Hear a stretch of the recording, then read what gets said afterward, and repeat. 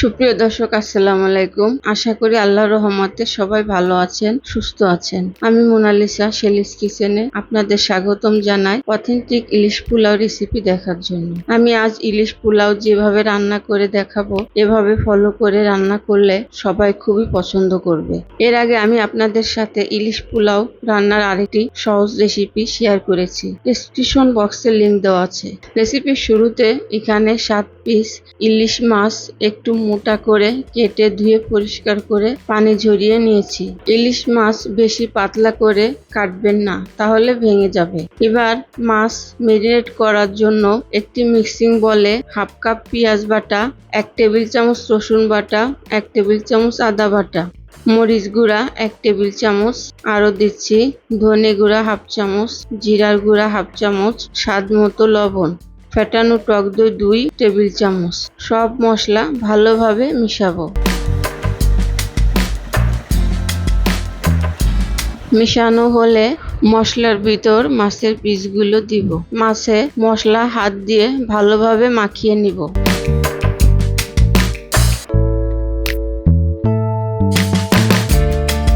মাছ মশলার সাথে মাখানো হলে 10-15 মিনিটের জন্য রেস্টে রেখে দিব।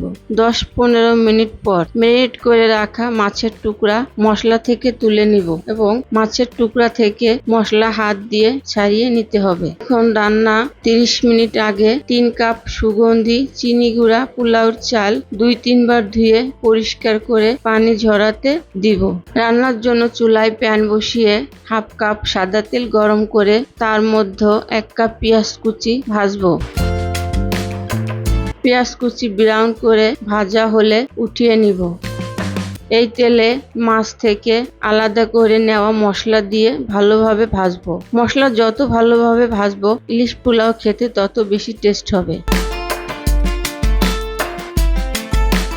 মশলা ভাজতে ভাজতে তেল ছেড়ে দেওয়ার পরও আরো কিছু সময় ভেজে মশলার পাত্র ধুয়ে অল্প পরিমাণ পানি দিয়ে নেড়ে চেড়ে মশলা কষাবো। এখন দিচ্ছি 4-5টি কাঁচামরিচ। মশলা ভালোভাবে কষাবো যাতে মশলার কাঁচা গন্ধ না থাকে। মশলার পানি শুকিয়ে আসলে 1 কাপ পানি দিয়ে মিশিয়ে রান্না করব।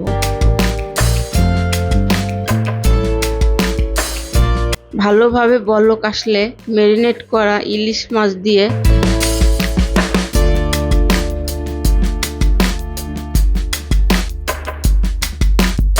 10 মিনিট এর জন্য ঢেকে দিব। এই পর্যায়ে চুলার আঁচ মিডিয়াম থাকবে। ফিরে আসছি 10 মিনিট পর। 10 মিনিট পর ঢাকনা খুলে মাছ আলতো হাতে একে করে উল্টে দিব। ইলিশ মাছ নরম থাকে, এজন্য সাবধানে উল্টে দিতে হবে। আমার ভিডিওটি ভালো লাগলে লাইক ও শেয়ার করে দিবেন আর আমার চ্যানেলটি সাবস্ক্রাইব করবেন।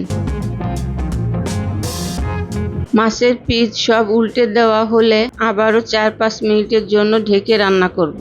ফিরে আসছে 4-5 মিনিট পর। 4-5 মিনিট পর ঢাকনা খুলে মাছ একটু নেড়ে দিব, তবে মাছ বেশি নাড়াচাড়া করলে ভেঙে যাবে। কিছু সময় রান্না করে মাছের পিস আলতো হাতে একটা প্লেটে উঠিয়ে নিব। সব মাছের পিস উঠানো হলে আরো কিছু সময় জাল করে মশলা থেকে পানি শুকিয়ে নিব। এবার অন্য প্যানে হাফ কাপ সাদা তেল ও 1 টেবিল চামচ ঘি গরম করে 3টি এলাচ, 2 টুকরা দারুচিনি, 2টি তেজপাতা একটু ভাজবো। সুন্দর একটা ফ্লেভার আসলে পানি ঝরিয়ে রাখা পোলাওর চাল ও স্বাদমতো লবণ দিয়ে 2-3 মিনিট ভেজে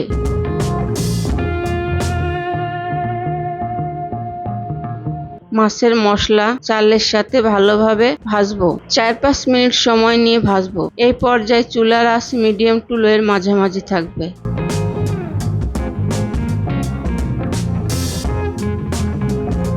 পোলাও থেকে যখন সুন্দর একটা ফ্লেভার আসবে এবং হালকা ঝনঝন শব্দ হবে, এই পর্যায়ে 5 কাপ গরম পানি দিব। 3 কাপ চালে 6 কাপ পানি লাগে। আমি এখানে 5 কাপ গরম পানি দিয়েছি। 1 কাপ পানি পরে দিব। পানি নেড়ে চেড়ে মিশিয়ে ঢেকে দিব পানি শুকিয়ে না আসা পর্যন্ত। পানি শুকিয়ে আসলে ঢাকনা খুলে নেড়ে চেড়ে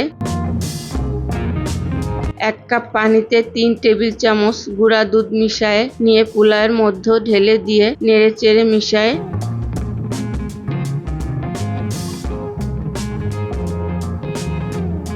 ঢেকে দিব 10 মিনিটের জন্য।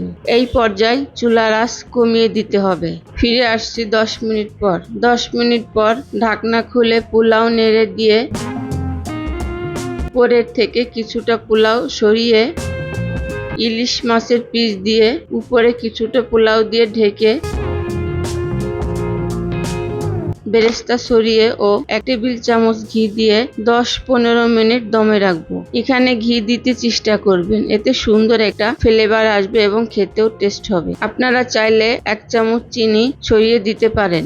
10-15 মিনিট পর ইলিশ পোলাও দমে রাখার পর পরিবেশন করব। আমি আজ আপনাদের ইলিশ পোলাও রান্না সহজভাবে দেখানোর চেষ্টা করেছি। আশা করি আমার আজকের এই রেসিপিটা আপনাদের ভালো লেগেছে। ভালো লাগলে অবশ্যই ট্রাই করবেন আর কমেন্টে জানাবেন কেমন হয়েছে। আগামীতে দেখা হবে নতুন কোনো রেসিপি নিয়ে। আল্লাহ হাফেজ। আসসালামু আলাইকুম।